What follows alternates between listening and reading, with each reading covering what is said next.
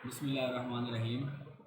آج کا ہمارا لیکچر جو ہے وہ ٹرائل بیفور دا میجسٹریٹ کے اوپر ہے۔ جیسا کہ اس سے پہلی ویڈیو میں نے آپ کو بتایا تھا کہ ایف آئی آر کیا ہوتی ہے، پری ریسٹ بیل کیا ہوتی ہے، پوسٹ ریسٹ بیل کیا ہوتی ہے، ان کی کیا گراؤنڈز ہوتی ہیں جن کے اوپر وہ ایڈمٹ ہوتی ہے، اور وہ کون سی گراؤنڈز ہیں جن کے اوپر وہ خارج ہوتی ہے۔ تو آج ہم ٹرائل سٹارٹ کریں گے۔ ٹرائل جو ہے نا بیسیکلی دو قسم کا ہوتا ہے، ٹرائل بیفور میجسٹریٹ اور ٹرائل بیفور سیشن کورٹ۔ تو آج ہم سٹارٹ کرتے ہیں ٹرائل بیفور میجسٹریٹ۔ سب سے پہلے جب پولیس 173 CRPC کے تحت کورٹ کے اندر اپنی رپورٹ پیش کرتی ہے تو باقاعدہ تب ٹرائل کا آغاز سٹارٹ ہو جاتا ہے۔ اس میں ایکچولی ہوتا کیا ہے، جج صاحبان جو ہیں ضابطہ فوجداری کے سیکشن 190 کے تحت اپنی کوگنیزنس لیتے ہیں، تب سے باقاعدہ ٹرائل کا آغاز ہو جاتا ہے۔ اب چونکہ ہم بات کر رہے ہیں ٹرائل بیفور میجسٹریٹ، تو اس کا ریلیونٹ جو لا ہے، اس کا ریلیونٹ لا 241 CRPC لے کر 245 CRPC کے تحت ہے۔ تو جناب اب بات یہ کرتے ہیں، سیکشن 241 جو ہے، سیکشن 241 جو ہے وہ یہ کہتا ہے کہ کچھ ریلیونٹ ڈاکومنٹس ہیں جو کہ آپ نے جو ملزم ہے ملزم کو دینے ہیں۔ اس میں کیا کیا آتا ہے، اس میں ایف آئی آر کی کاپی آتی ہے، اس میں 161 کے بیانات کی کاپی آتی ہے، اس میں 164 کے بیانات کی کاپی آتی ہے، اور اس کے علاوہ جو فردات وغیرہ بنتی ہیں ان کی جو ہے نا copy free of the cost جو ہے نا 7 دن کے اندر جو ہے نا آپ نے ملزم کو فری آف دا کاسٹ دینی ہوتی ہیں۔ پھر ایکچولی اس کے بعد ہوتا کیا ہے، اس کے بعد یہ ہوتا ہے کہ آپ کا سیکشن 242 کے تحت چارج فریم ہوتا ہے۔ اب میں یہاں پہ یہ بتانا پسند کروں گا کہ چارج بیسیکلی ہے کیا۔ چارج ایف آئی آر کے اندر جو ملزم کے اوپر الزامات لگائے جاتے ہیں کہ اس نے اس بندے کو قتل کر دیا یا اس نے چوری کر دی، تو یہ جو offenses ہیں ان کو جو ہے نا چارج کہا جاتا ہے۔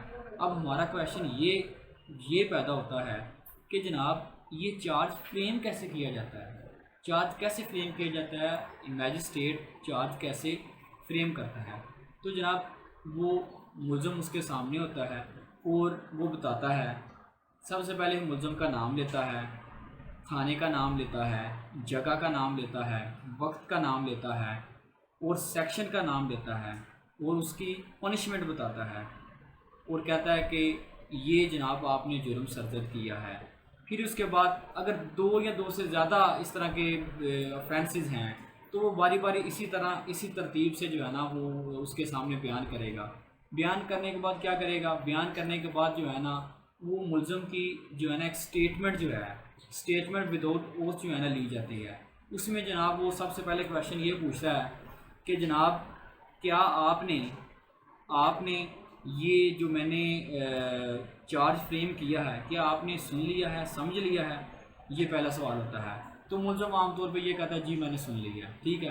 اس کے بعد پوچھتا ہے کہ جناب ڈو یو ایڈمٹ اور ڈینائی، کہ آپ اس چیز کو، یہ جو میں نے آپ کے سامنے چارج بیان کیا ہے کیا آپ اس چیز کو مانتے ہو کہ نہیں مانتے ہو۔ عام طور پہ وہ کہتا ہے کہ آئی ڈونٹ پلیڈ گلٹی، کہ میں اس چیز کو جو ہے نا نہیں مانتا۔ پھر اس کے بعد کہتا ہے، تیسرا سوال جو عام طور پہ پوچھا جاتا ہے، کہتا ہے کہ آپ اپنے ڈیفینس میں جو ہے نا کیا کہنا چاہتے ہیں۔ تو عام طور پہ وہ کہتا ہے کہ میں جو ہے نا انوسینٹ ہوں۔ تو یہ آپ کو میں نے بتا دیا کہ جو میجسٹریٹ ہے وہ کس طریقے سے جو ہے نا چارج فریم کرتا ہے، چارج فریم کرتا ہے۔ پھر جو ہے نا ملزم کی اسٹیٹمنٹ کیا ہوتی ہے، اور اسٹیٹمنٹ کے اندر وہ کون کون سے سوال پوچھتا ہے وہ بھی میں نے بتا دیا، اور ان کے آگے سے ملزم عام طور پہ جواب کیا دیتا ہے وہ بھی میں نے آپ کو بتا دیا۔ اب اس کے بعد ہوتا کیا ہے، اس کے بعد یہ ہوتا ہے کہ ملزم کو، اگر ملزم کہہ دیتا ہے کہ جناب یہ میں نے یہ جرم جو ہے، یہ جو میرے اوپر الزام لگایا گیا ہے میں اس کو مانتا ہوں اور میں اس چیز کو ایڈمٹ کرتا ہوں، تو اس کے اوپر جو ہے میجسٹریٹ جو ہے نا اس کو کنوکٹ کر سکتا ہے اور اس کو سزا دے سکتا ہے۔ اگر وہ کہتا ہے کہ جناب میں اس چیز کو جو ہے نہیں مانتا، تو پھر کیا ہوگا، پھر جو ہے نا جو میجسٹریٹ صاحب ہے وہ کیا کرے گا، ایویڈنس جو ہے نا طلب کرے گا۔ جو پروسیکیوشن سائڈ ہے وہ اسے کہ میجسٹریٹ صاحب کہیں گے کہ یہ جو جناب آپ جو ہے نا اپنی شہادت پیش کریں۔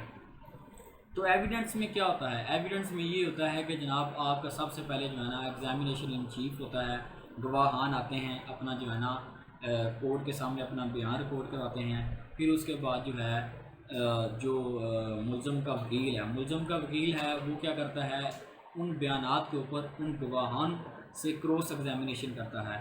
عام طور پہ یہ سمجھا جاتا ہے کہ جتنے زیادہ گواہان ہیں تو گواہان کیا کرتے ہیں، ملزم کو پھنسانے کے لیے اپنی طرف سے جو ریئل وٹنس ہوتے ہیں وہ تو ایک دو ہی ہوتا ہے، جو ریئل وٹنس نہیں ہے وہ بہت زیادہ ڈال دیتے ہیں۔ اس کا نقصان کیا ہوتا ہے؟ اس کا نقصان یہ ہوتا ہے کہ ایک ریئل وٹنس جس نے اپنا وقوع اپنی آنکھوں سے وقوع دیکھا ہے، اور وہ وٹنسز جن لوگوں نے وقوع نہیں دیکھا، جب ان کو آپ وٹنس بنا لیں گے اور جو ملزم کا وکیل ہے جب وہ ان سے کویشچنز وغیرہ پوچھے گا تو وہ ان کے کویشچنز کا جو ہے نا صحیح طریقے سے آنسر نہیں دے پائیں گے۔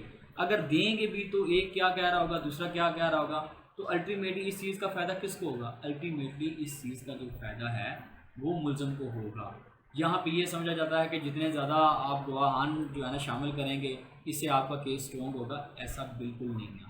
تو یہ چیز یہی وجہ ہے کہ آپ دیکھتے ہیں کہ بہت سے پاکستان میں جو بڑے بڑے کیسز ہیں یا مرڈر کے جو کیسز ہیں اس میں جو ہے نا ملزمان آسانی سے جو ہے نا بری ہو جاتے ہیں، کیونکہ جو وکیل دفاع ہے، جو ملزم کا وکیل ہے، وہ اس نے کراس ایگزامینیشن میں سمپل کویشچن نہیں پوچھنے، اس نے بہت زبردست قسم کے کویشچن پوچھنے ہیں، اور اس نے جو ہے نا اپنا مدعا جو ہے نا وہ ان سے اگلوانا ہوتا ہے۔ تو یہ تو ایویڈنس کی جو ہے نا سٹیج ہوگی۔ اب ہوتا کیا ہے ایویڈنس کے بعد؟ کیا ہوتا ہے ایویڈنس کے بعد؟ ملزم سے جو ہے نا پوچھا جاتا ہے 342 یہ ایف آئی آر کیوں درج ہوگی، یا یہ جو گواہان ہیں انہوں نے آپ کے اگینسٹ آ کے کیوں شہادت دی۔ تو اس چیز کا بیان، اس چیز کا جو جواب ہے وہ جو ملزم کا وکیل ہے وہ اب سجیشن کی صورت میں جو ہے نا دے چکا ہوتا ہے، یا اس چیز کو جو ہے نا وہ جو وکیل دفاع ہے وہ بڑے سمپل وے میں وہ اس کا ڈیفینس ہوتا ہے، اسی چیز کے اوپر جو ہے نا اس نے کیس کو جو ہے نا ون کرنا ہوتا ہے۔ تو وہ بڑے دھیان سے بڑے اچھے طریقے سے جو ہے نا وہ جو ایک اچھے لوئر ہیں وہ اس چیز کو جو ہے نا کیس کو سٹارٹ کرنے سے پہلے جو ہے نا اس چیز کو اپنے مائنڈ میں بٹھا لیتے ہوتے ہیں، پھر اس چیز کو لے کے پورے کیس کو بلڈ اپ کرتے ہیں۔ پھر اس کے بعد کیا ہوتا ہے جی جناب، ایویڈنس ہوگی، ایویڈنس کے بعد جو ہے نا فائنل بحث ہونی ہوتی ہے۔ فائنل بحث میں سب سے پہلے جو مدعی ہے یا مستغیث ہے اس کے وکیل نے جو ہے نا اپنے کیس کو ثابت کرنا ہوتا ہے، اس نے جو ہے نا سب سے پہلے بحث کرنی ہے، ٹھیک ہے۔ اس کے ربٹل میں جو ڈیفینس کونسل ہے، ڈیفینس کونسل نے جو ہے نا اپنی بات کرنی ہوتی ہے۔ اس کے بعد جو ہے نا فیصلے کی سٹیج آتی ہے۔ فیصلہ جو ہے نا جج صاحب کو جب پورے کیس کے فیکٹس اینڈ فگر ہر چیز اسے پتہ چل جاتی ہوتی ہے تو پھر جو ہے نا اس کے مطابق اس نے جو ہے نا فیصلہ کرنا ہوتا ہے۔ اور اس فیصلے میں آپ کا جو ہم چونکہ میجسٹیریل ٹرائل کر رہے ہیں تو اس میں کیا ہوگا 245 کے تحت یا تو وہ اس کو بری کرے گا یا پھر اس کو جو ہے نا وہ سزا دے گا۔